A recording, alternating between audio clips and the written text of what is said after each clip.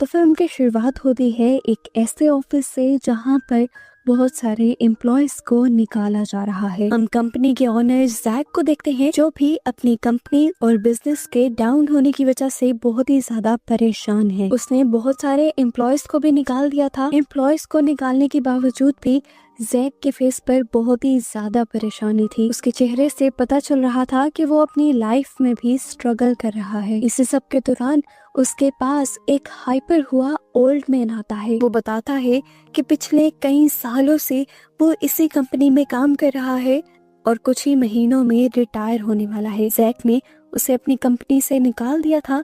वो आदमी जैक से रिक्वेस्ट कर रहा था कि प्लीज चाहे मुझे आप सैलरी ना दें या कम दे दें, लेकिन मुझे कंपनी से मत निकालें। लेकिन जैक उसकी बात नहीं सुनता, उल्टा उसे समझाने लग जाता है कि हम इस तरह नहीं कर सकते। जैक के इनकार को सुनकर उस ओल्ड मैन को गुस्सा आ जाता है और वो ओल्ड मैन अपने पास से एक गन निकाल लेता है। गन को देखकर सभी यहाँ तक के जैक बहुत ज्यादा पैनिक हो जाता है और अपनी आंखें बंद करते हुए इस आदमी से रिक्वेस्ट करता है कि प्लीज मुझे मत मारो। अभी मेरी वाइफ का मिसकैरेज हुआ है, वो डिप्रेशन से लड़ रही है, जिंदगी मौत से लड़ रही है, और अगर ऐसे में मैं भी मर गया तो वो भी मर जाएगी। उसके कहते ही यहाँ पर एक गहरा सन्नाटा हो जाता है और उसके बाद गोली चलने की आवाज आती है। जैक के मुंह पर खून के बहुत सारे छींटे गिरते हैं और जैक देखता है कि उस ओल्ड मैन ने सुसाइड कर ली थी। और अपनी आंखों के सामने ये सब होता देखकर जैक जैसे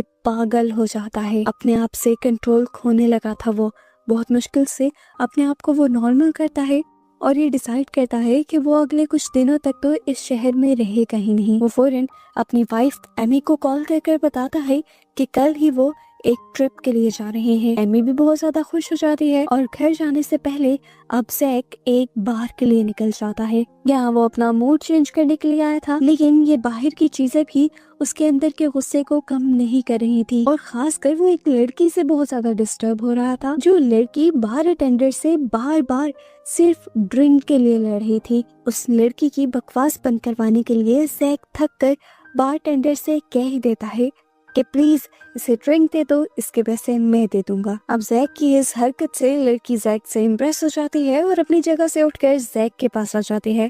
वो जैक से बातें करना शुरू कर देती है और उसे प्यार भी जताती है, पर यहाँ जैक उसे ऐसी बातें करने से मना कर देता है और साफ साफ बता देता है कि मैं मैरिड हूँ और अपनी वाइफ को धोखा देने का मेरा बिल्कुल इरादा नहीं है। इस ऑकवर्ड सीन के बाद जैक यहाँ से चला जाता है और अगली सुबह हम जैक और उसके साथ उसकी वाइफ एमी को वेकेशंस के लिए निकलता हुआ देखते हैं। एमी के मुंह से साफ लग रहा है कि वो बहुत ज्यादा परेशान है, लेकिन उसके हस्बैंड जो उसको नॉर्मल रखने के लिए स्ट्रगल कर रहे हैं उससे वो सेटिस्फाई भी है। अब इसी ट्रिप के दौरान जैक को उस बार वाली लड़की के मैसेजेस आने लग जाते हैं। लड़की का नाम था जूलिया और जूलिया जैक से कह रही थी, मैं बहुत अच्छे से जानती हूँ कि तुम अपनी वाइफ से बहुत प्यार करते हो, उसे धोखा नहीं देना चाहते, हर्ट नहीं करना चाहते, और अगर तुम चाहते हो कि सच में वो दुखी ना हो तो तुम्हें मुझे 5 लाख यूरोस देने होंगे, नहीं तो मैं उसे बार वाली स्टोरी बता दूंगी। अजीब सी बात थी, बार में ऐसा कुछ हुआ भी नहीं था। जैक ने सिर्फ उसे ड्रिंक ऑफर की थी और वो इसी चीज पर ब्लैकमेल कर रही थी। जैक भी एक बड़ा बिजनेसमैन था, बेवकूफ इंसान तो था नहीं। ब्लैकमेल वो नहीं होता, उल्टा वो उससे ही कह देता है कि तुमसे मेरे लॉयर निपटेंगे। ये कहकर वो अपना फोन बंद कर देता है, ये भी देखे बगैर कि इस टाइम जूलिया ने उसे कुछ सेंड किया था। वो सारा फोकस एमी पर और अपनी ट्रिप पर कर देता है। कुछ देर बाद ये लोग अपने होटल पहुंच जाते हैं, होटल में रात गुजारते हैं और अगली सुबह इन्होंने हॉट एयर बैलून की सैर करने का प्लान किया हुआ था। बैलून ऑपरेटर इन्हें यहाँ पर बताता है कि उनके साथ एक और लड़की भी आने वाली है जिसका ये लोग काफी देर इंतजार करते हैं और फाइनली वो लड़की आती है तो पता चलता है कि वो लड़की कोई और नहीं बल्कि जूलिया ही थी। जूलिया के आते ही बैलून चल जाता है और इनका ट्रिप स्टार्ट हो जाता है। पहले पहले तो सब ठीक था, जैक को भी ज्यादा मसला नहीं था, लेकिन फिर पता नहीं क्यों जैक अनकंफर्टेबल होने लग गया जब जूलिया ने एमी से बात करना शुरू की। एक अजीब बात थी, ये जूलिया पता नहीं कहाँ से सारी इन्फॉर्मेशन निकाल कर लाई थी, या शायद कुछ बातें कल बार में जैक ने ही उसे बता दी होंगी, लेकिन इस टाइम वो ये बात जानती थी कि एमी का मिसकैरेज हुआ हुआ है, वो परेशान है, जैक उसका पहले से ज्यादा ख्याल रखने की कोशिश कर रहा है और इन्हीं सब चीजों का वो फायदा भी उठा रही थी। अब तो एमी ने भी नोटिस कर लिया था कि जब से जूलिया यहाँ पर आई थी तब से ही जैक अनकंफर्टेबल सा था। खैर कुछ देर ऐसे ही गुजर जाती है, जिसके बाद एमी जूलिया से कहती है कि हमारी एक पिक्चर क्लिक कर दो। जूलिया हंसी खुशी ये काम कर देती है और अब वो जैक से कहती है कि क्या तुम भी मेरी एक पिक्चर क्लिक कर सकते हो।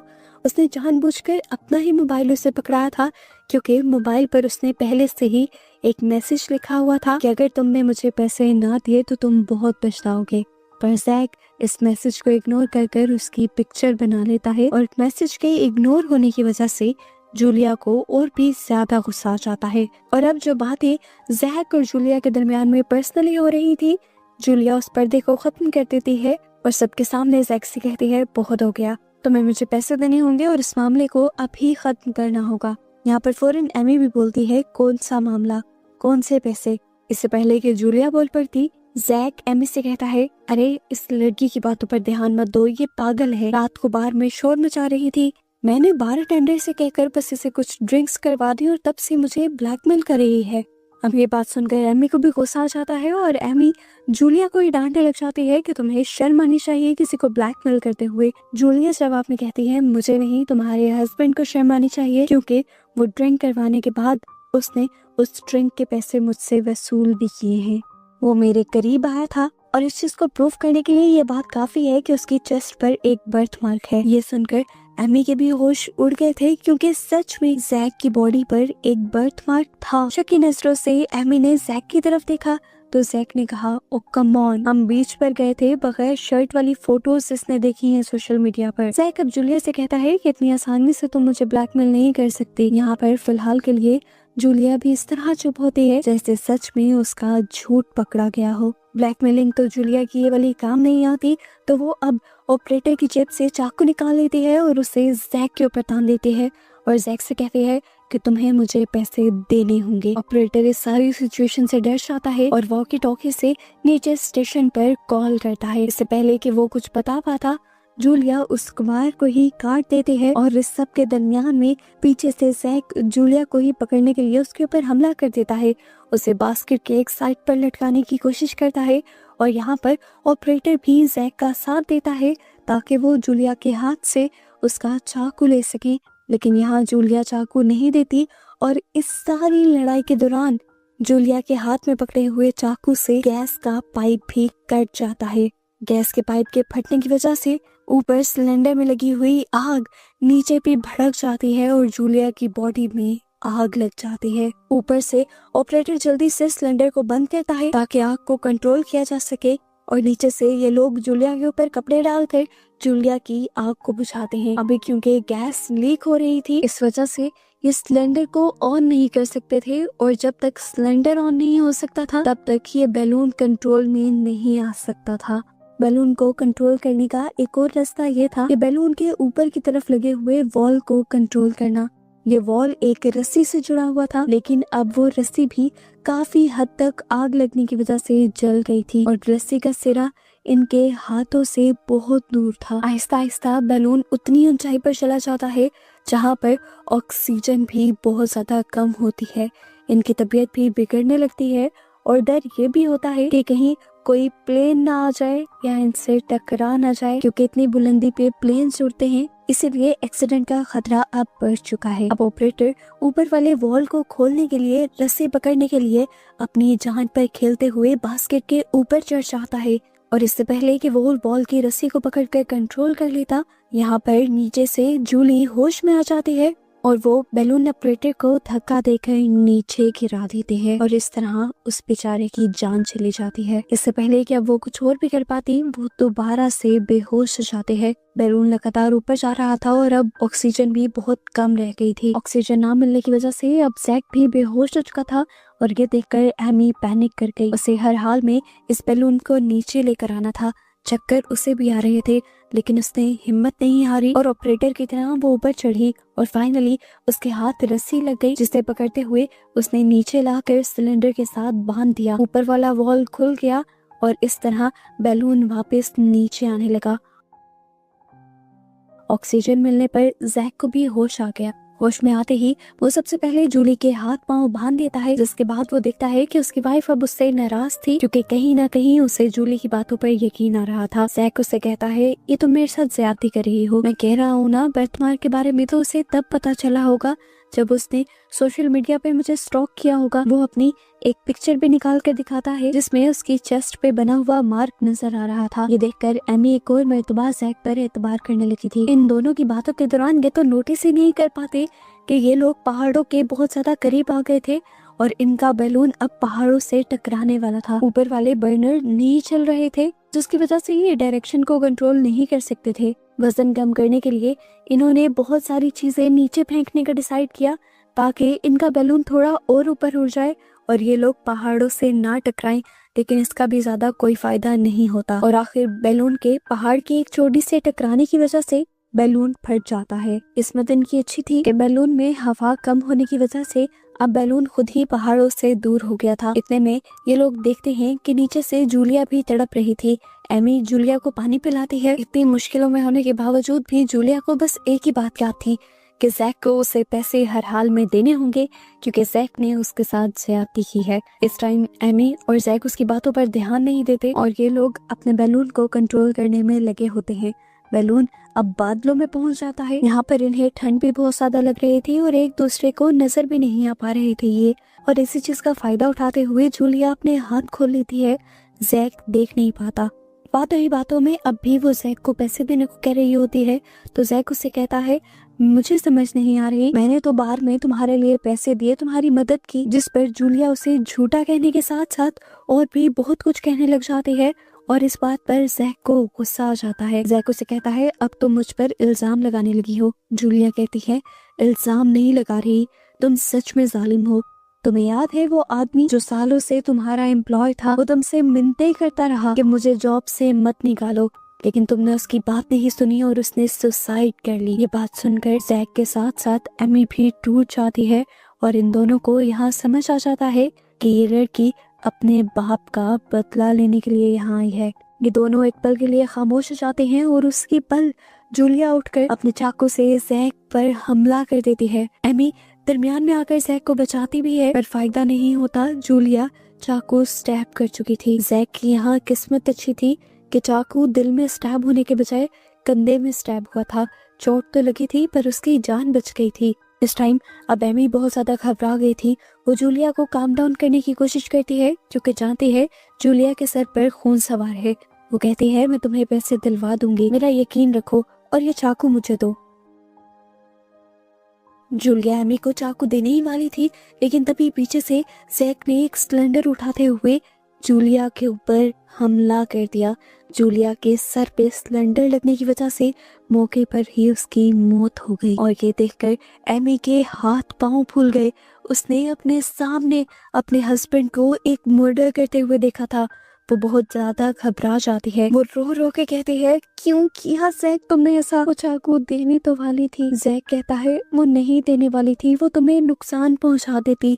इनकी बहस के दौरान ये दोबारा ये चीज नोटिस नहीं करते कि इनका बैलून पहाड़ों के दरमियान में आ गया था और अब इनका बैलून पहले से भी ज्यादा डैमेज हो जाता है। ज्यादा डैमेज होने की वजह से बैलून का बैलेंस भी बिगड़ने लग जाता है और अब ये दोनों जानते थे कि जल्द ही ये लोग जमीन पर गिर जाएंगे। जूलिया इस बैलून को किसी तरह से ठीक करना चाहती थी, जबकि जैक कहता है कि बैलून को बैलेंस करने का आसान तरीका है कि वजन कम कर दिया जाए, लेकिन एक्स्ट्रा चीजें तो सारी इन्होंने पहले ही गिरा दी थी। तो जैक कहता है कि जूलिया की बॉडी को भी नीचे फेंक देना चाहिए, पर एमी इस चीज के लिए तैयार नहीं थी। जैक अब एमी को कुछ नहीं कहता और एमी बहुत कोशिशों से फाइनली इस बैलून का बर्नर चला लेती है और इसे कंट्रोल कर लेती है और ये लोग अब पहाड़ों से ऊपर होते हुए बहुत ही आराम से पहाड़ों वाला ये इलाका पार कर लेते हैं। अब अपनी जान की टेंशन खत्म होने के बाद दोबारा एमी के जहन में वही टेंशन आ जाती है कि क्या सच में उसके हस्बैंड उसे धोखा तो नहीं दे रहे थे। इसी वजह से इन दोनों के दरमियान में बहस हो जाती है और जब ये बहस बिगड़ ही रही होती है तो अचानक से एमी के पाँव के नीचे से बास्केट टूट जाती है और एमी नीचे गिरने लगती है, लेकिन वो बास्केट को पकड़ लेती है। असल में जब जूलिया को आग लगी थी तब यहाँ से ये बास्केट जलकर कमजोर हो गई थी। एमी अपने हस्बैंड को आवाज लगाती है कि वो उसे बचाए, लेकिन ऊपर से जैक खामोशी से उसे देखता रहता है, यहाँ तक कि जब एमी हारने वाली होती है तब जाकर जैक उसका हाथ पकड़कर उसे बचाता है। इस टाइम जैक ने जो किया था, एमी उससे बहुत ज्यादा डिस्टर्ब हो गई थी। वो सोच में पड़ गई थी कि क्या जैक उसे बचाना नहीं चाहता, क्या जैक उससे जान छुड़वाना चाहता था। वो जैक से पूछती है कि तुम मुझसे तंग आ गए हो। जैक उससे माफी मांगता है और कहता है नहीं, मैं बस डर गया था, मुझे समझ नहीं आ रही थी कि किस तरह से रिस्पॉन्स देना है। अब जैक भी इस चीज को नोटिस कर चुका था कि एमी का दिल उसकी तरफ से खराब हो गया है, पुशअप कर रही है। इसीलिए जैक उससे और भी माफिया मांगता है और उसे रियलाइज करवाता है कि अब तक जो कुछ भी उसने किया है जिंदगी में वो सब एमी के लिए ही किया है। बिजनेस ट्रिप, सब कुछ, ये बिजनेस भी जैक ने अपनी वाइफ को अच्छा लाइफस्टाइल देने के लिए किया है। हर कुर्बानी उसने अपनी वाइफ के लिए दी है और वो उसे सबसे ज्यादा प्यार करता है। इनकी बातें चल ही रही होती हैं कि इन्हें रियलाइज ही नहीं होता इनका बैलून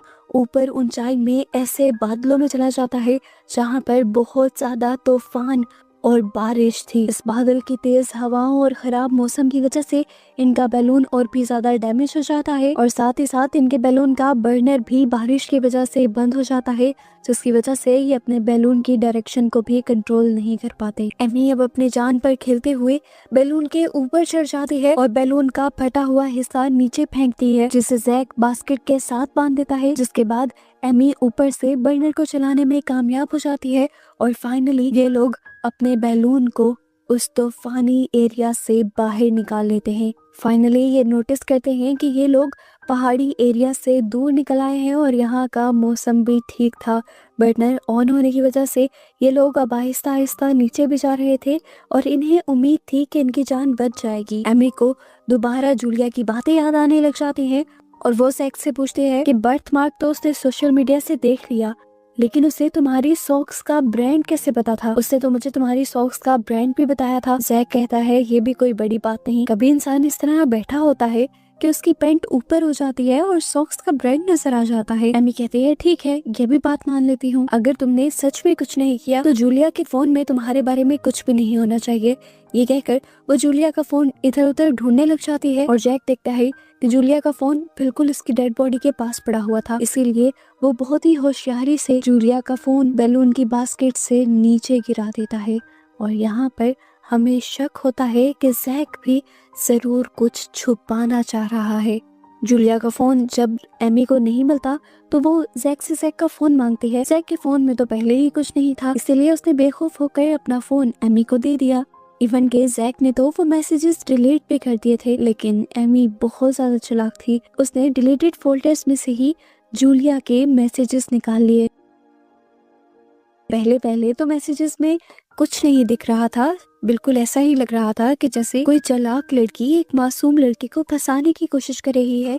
लेकिन फिर एमी को इसी में एक वीडियो भी मिल जाती है। इस वीडियो को जैक ने मूवी के स्टार्ट में खोलकर देखने की जहमत भी नहीं की थी और वही वीडियो आखिर जैक को फंसा जाती है। इस वीडियो के अंदर जैक का सारा सच था। पता चलता है कि जैक जो पूरी मूवी से मासूम बनने का नाटक करता रहा है वही असल में मुजरिम है। जूलिया बिल्कुल सच कह रही थी और ये बात जानकर एमी बिल्कुल टूट जाती है। अब क्योंकि जैक भी जान गया था कि एमी को उसकी किसी बात पर यकीन नहीं आएगा, तो वो सच्चाई मान लेता है और कहता है हाँ मैं गया था उसके करीब, लेकिन मेरे इमोशंस ऐसे नहीं थे, मैं सिर्फ तुमसे प्यार करता हूँ, तुम्हें कभी धोखा नहीं दे सकता, लेकिन तुम भी तो देखो हम महीनों से एक दूसरे के करीब नहीं आए, इस सब में मैं क्या करता। ये सब कुछ देखने के बाद एमी भी जैक को बुरा भला कहने लग जाती है और अब जैक को गुस्सा आ जाता है, बात उसकी ईगो पर आ जाती है और वो भी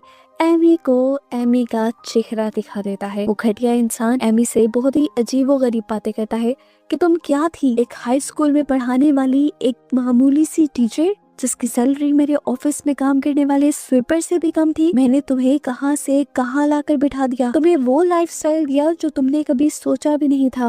अपने बारे में इस तरह की बातें सुनकर एमी रोने लग जाती है। जैक इतना घटिया, इतना कैलकुलेटिव हो सकता था, उसने सोचा भी नहीं था। अब एमी भी उसे जवाब देती है कि जूलिया ने जितना कुछ तुम्हारे बारे में कहा था वो सब सच था, तुम हो ही घटिया इंसान और तुम्हें जीना ही नहीं चाहिए।